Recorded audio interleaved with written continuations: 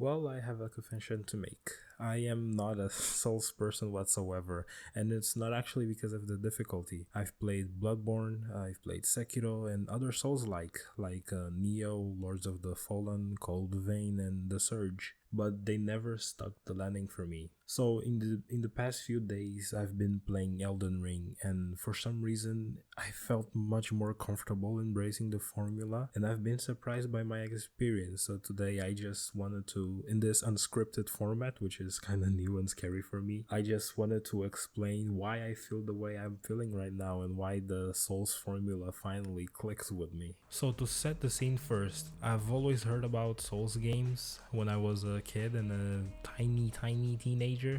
I wasn't that much into fantasy, so they never interested me. I've never followed that much the conversation of the difficulty and stuff. I've always just see them as RPGs with big fantasy elements. I've never paid that much attention to. That was up until 2018, I believe, when Bloodborne came to PlayStation Plus. My friend is a major Souls fan, and given we heavily talked about video games, he kind of suggested me, hey, you wanna you wanna give a shot to Bloodborne? I've been following Bloodborne ever since it came out 2014. I've seen the talks about the difficulty and stuff like that, and it's not that I felt afraid of giving it a chance. I just never got any interest in it up until it came for free on PS Plus, sort of free, if that even makes any sense.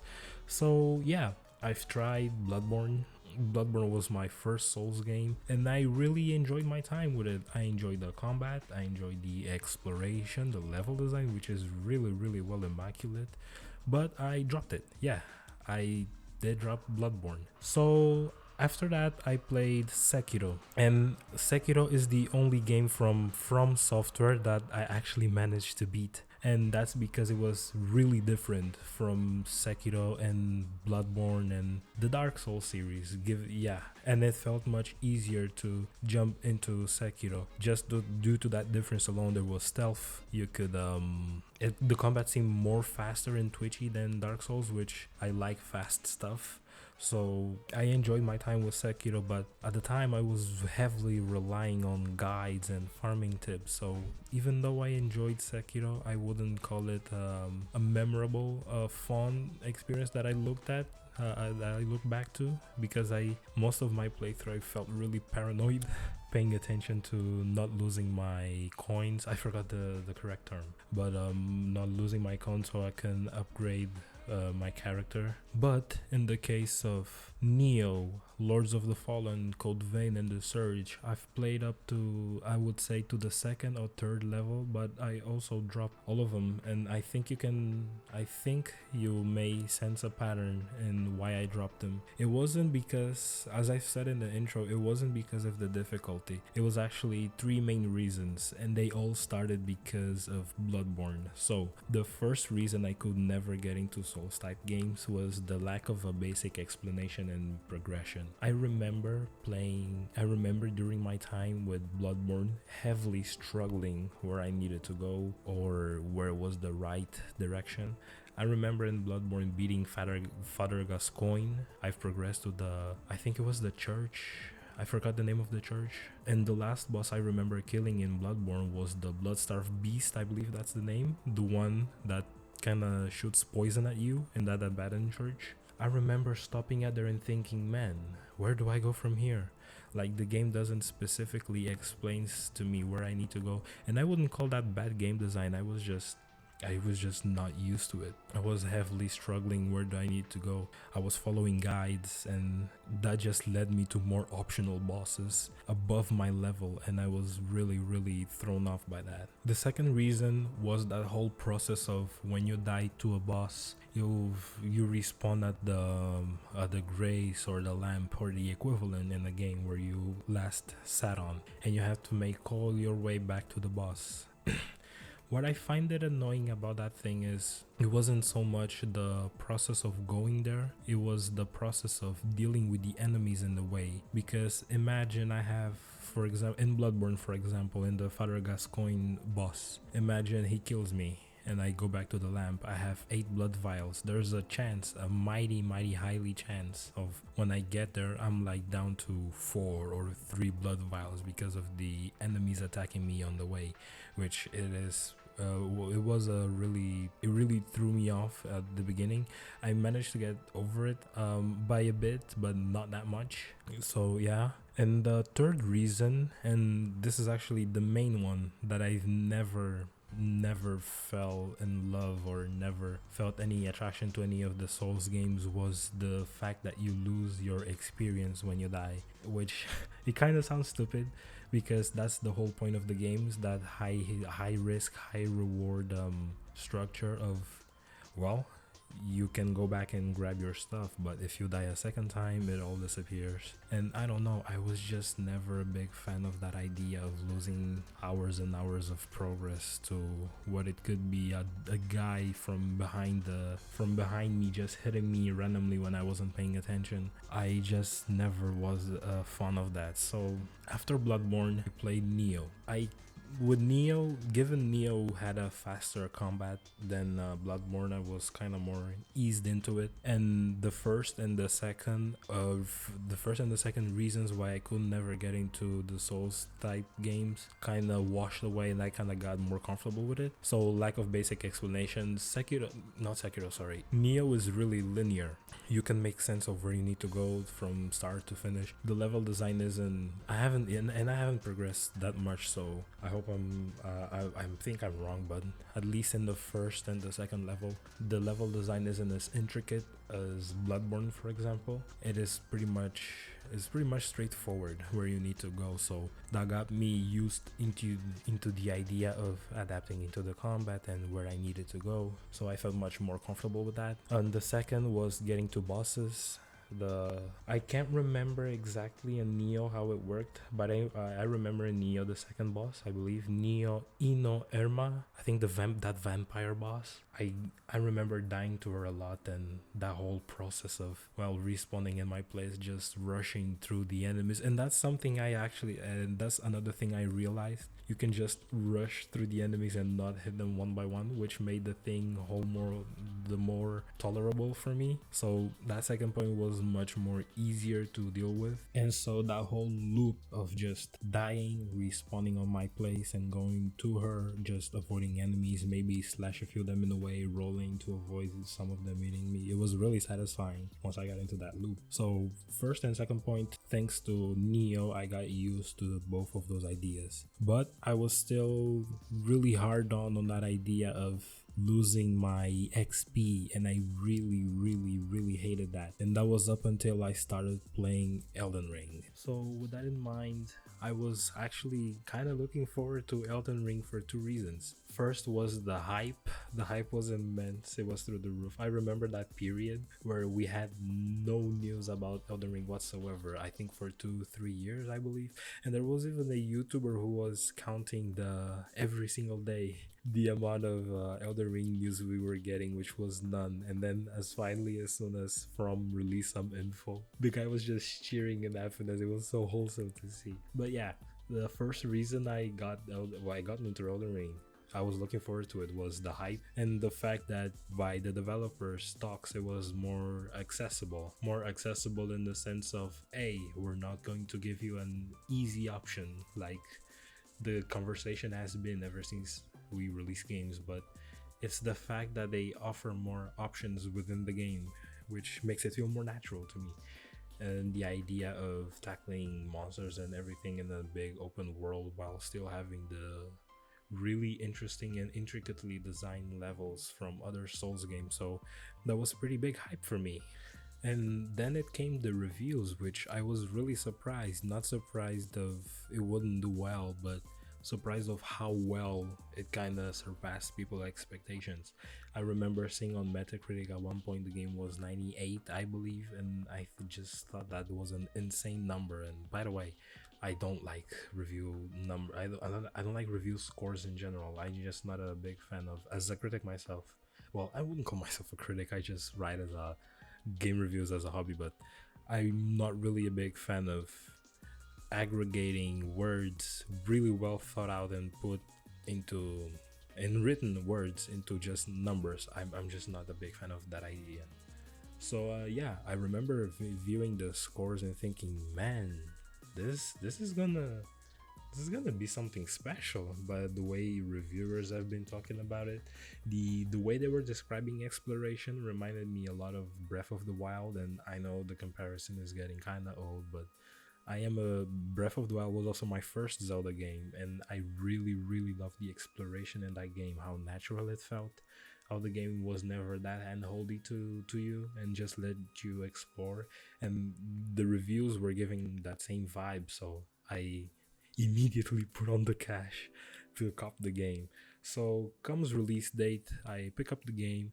I started and played it. I start the game. I selected the mage build, the one focused with magic, because I think it's astrologer in the game, which people actually consider the easiest way to play the game. So I just thought, well, if I want to get more comfortable with these types of games, let me ease into the so-called easy option. So yeah, I picked the mage build, and I played for a few minutes, and then as soon as I stepped out of the cave of knowledge, I think that's the name, I kind of stopped myself. I remembered I need to. Well, I know Elden Ring is a big game, so let me just put Elden Ring to the side and finish other games that I've started beforehand, just so I don't accumulate games. That was just a personal thing, so that's why I have those reviews for Deathloop in my channel, because Deathloop is a long game and that whole structure kind of demands your attention 100%. So I kind of had to put Elden Ring on hold to play Deathloop and other games. And as soon as I got done with those games, I started Elden Ring. I started delving into it. My friend, who actually I had never played any Souls games, he also got Elden Ring because of the reviews. And would you believe if I told you that for his first Souls game, he's like in his fourth playthrough, he got the platinum and he enjoyed the heck out of it. So having him kind of giving me tips and some kind of hints on what I should do, on what is important and what I need to focus on with my build, was really helpful at the beginning.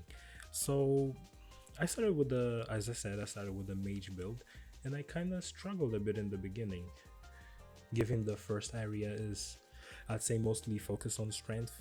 You have the enemies patrolling the areas, you have those secret caves with wolves, I believe. I was mostly thinking about the hidden cave where you get the Bloodhound Fang. Yeah, that was like the first boss I defeated in the game, just using magic, and I thought, I think I can go places with this. So I did a bit of exploring. I got enough runes to upgrade my character to the point where I felt, well, I think I'm strong enough to progress. So I went to the Stormvale castle and to Margit. Now, remember when I told you that one of my biggest pet peeves with Souls game was the fact that you would lose runes when dying? Well, that happened when I went to Margit. I think I had 1,000 runes. I went to Margit, then I died. So I thought, you know what? Let me just forget about the runes. Let me just focus on the fight. Let me see how well I can do this. And I just went. I defeated Margit on my, I would say, 7th or 8th try. And I remember earning 4,000 runes. I think that's the maximum he gives you.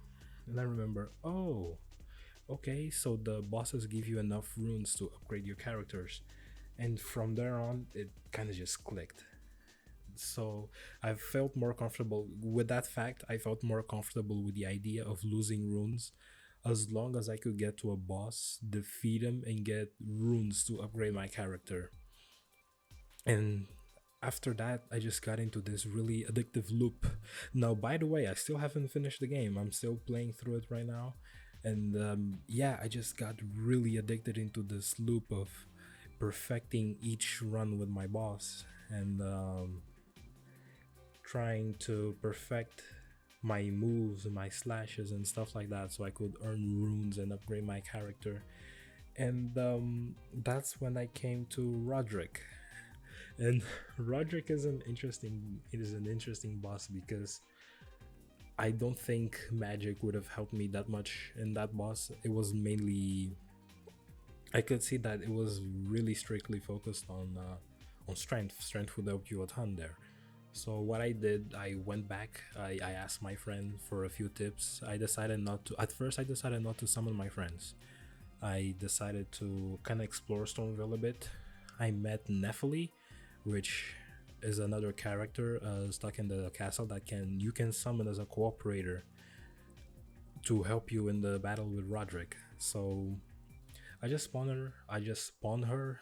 I went through a few matches with Godric. I think I've spent like some 10 or 11 tries struggling with him, and I just thought, man, I don't think I'm at the level where I need to be to beat Godric. And I've already done like 10 to 11 hours of exploration when I was fighting him. So I thought, hey, let me just besides using my summon and summoning Nephili, let me just invite some of my friends. And let me tell you, my friends, remember when I told you my friends are on the like second, third playthrough? Well, at the time during that boss fight, one of them, both of my two friends were in the I was still on their first run, so I've invited them to my world to help me with Godric, and I managed to beat Godric with their help. And I don't know, it just felt so rewarding having friends there with me in the battlefield, fighting with me, helping me. It just felt it's so hard to put into words what I what I really want to say. But yeah, I really enjoyed that experience. After that, as soon as I beat Godric and I stepped into Liurnia, I think that's when the game started clicking with me. Given Liurnia is given the academy of the mages and stuff is located in Liurnia, and my base and my build was heavily focused on intelligence and magic. I felt like right at home. I went into the Church of Vows. I met the Pope, the Turtle Pope, and I bought some of his sorcery to use with my staff. I've been searching around the world for more staffs spread around, not just in Liurnia, but also going back to Limgrave and explore a bit the area. I did a ton of exploring. I was really having a extremely rewarding experience until I got to the academy. So the first boss I had to fight in the academy was the Red Wolf, the big Red Wolf. And I admittedly was kind of struggling with him too, as with any other bosses. And I remember my friend suggesting me, "Hey, do you want any help?" And I remember telling him, "No, let me just kind of learn his moves first before I invite any help. Before I think of inviting him any help." So I think I went to the Red Wolf of Radagon. Yeah, that's his name, the Red Wolf of Radagon. I remember fighting him some 11, 12 times, just trying to learn his moves, the best time to roll, the best attacks. And I remember in the Church of Vows getting the sorcery where it turns your stuff into a sword and it deals a high amount of damage. I had high intelligence, so it seemed obvious to use the staff and that magic. And I think on my 13th try without any summons, well, I did use the jellyfish summon that helped me kind of keep attention away from the boss. And yeah, I managed to beat the boss, and it felt really rewarding. And that's the thing. Elden Ring is super rewarding when you get to, and just like any other Souls games, it is really rewarding when you get to see the fruit of your labors into action. When you get to defeat the boss, it is really, really satisfying. So yeah, back to what I was at. I finished fighting with the Red Wolf of Radagon, and then the final boss in the area was Renala. So I went to Renala. I explored a bit the area. I opened the shortcut. I was kind of struggling with that knight guarding the elevator, but I managed to kill him by kind of bringing him into the elevator and falling, because that dude is really really annoying. My poise at the time was really low, so he was managing to kind of break my guard and stab me, which was really annoying. But hey, Souls games. And I remember getting to Renala. I got into a room and the boss started, and I was like, huh, this is different from what I was doing before. The first phase, where I had to beat the other girls on the ground with the glowing yellow thing in their heads, and then Renala falling, and I thought, oh, this is okay. I wasn't aware if she was going to change to her second phase during the first phase, like all other bosses. So I remember finishing her first phase, and I was like, okay, this is easy. I was kind of dying because I was using the magic, the my magic staff sword to hit the girls on the ground, and I was really wasting my both of my FP flask and my um I forgot the vigor flask, the life flask. I think that's the name. And in subsequent runs, not subsequent runs, in subsequent tries, I thought to myself, well, let me not waste magic on them when I can easily just use the little strength that I have in my stats to speed up the process. So there I went, not using any magic at all. Then I got to her second phase, and I was struggling really hard because apparently I couldn't know what it was. I was thinking, okay, maybe let me just use my magic in the second phase. But she was I guess, quote unquote, absorbing my attacks, or my attacks weren't dealing much damage given she was a sorcerer, a witch, and most of her magic, and she mostly negated most of my magic attacks. I wasn't aware of this until my friend told me, so I thought, okay. So let me leave this boss. Let me grind a bit in the open world, explore a bit, so I can upgrade strength enough to defeat her. And that's another aspect that I really love about Elden Ring, where you can get out there and just explore the world, upgrading your character when you hit a wall. Just explore, upgrade enough, and then come back to her. So that's what I did. I upgraded my strength enough to the point that I could use the Bloodhound Fang, the sword, that big ass sword.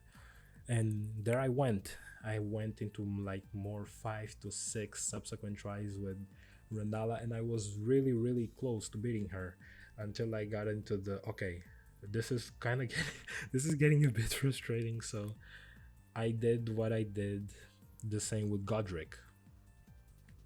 Instead of summoning my friends, I was summoning randoms. So I summoned a random guy, and he helped me a ton in that boss fight. We quickly and easily got into the first phase. But now, given that we were two people in the same battle, and he and Renala was focusing on both of us, it was kind of easier for one to go in, pop in some attacks, and go back, and me go in and pop in and go some so and go hit some attacks, and it really and we managed to defeat the boss, obviously.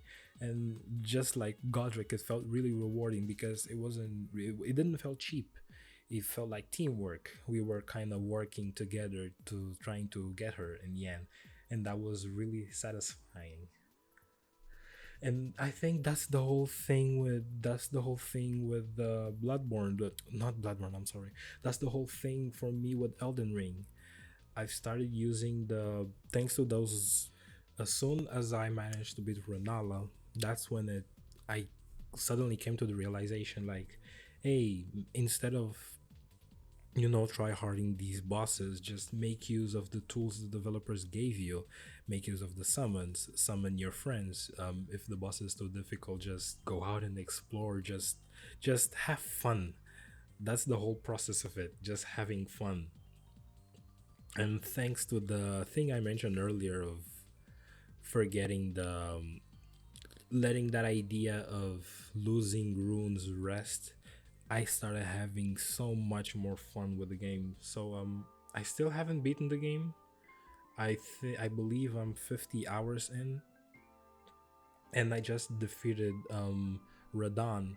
And Kaled is such an interesting area because of just the history, the lore, the entire concept of Radon's boss fight. And I don't know, I just really love that boss. I really love Radon and his dedication to, I don't know, like fucking defy the stars just to ride his horse. I don't know, that is so sad and wholesome and weird, and I don't know, extraordinary at the same time. I'm really hooked into it.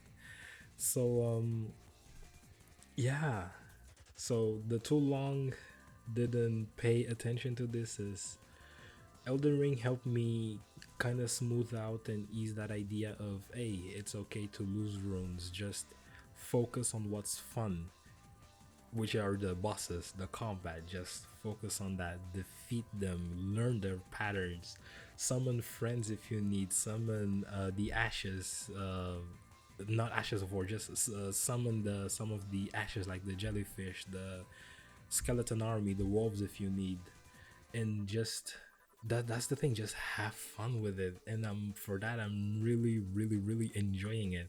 I am currently doing Ronnie's quest line. I'm really loving that. The last boss that I've defeated at the time of this recording was the Mimic tier, which I believe you're seeing now through your screen. And yeah, I don't know. I don't think I have more to say. I'm really loving Elden Ring.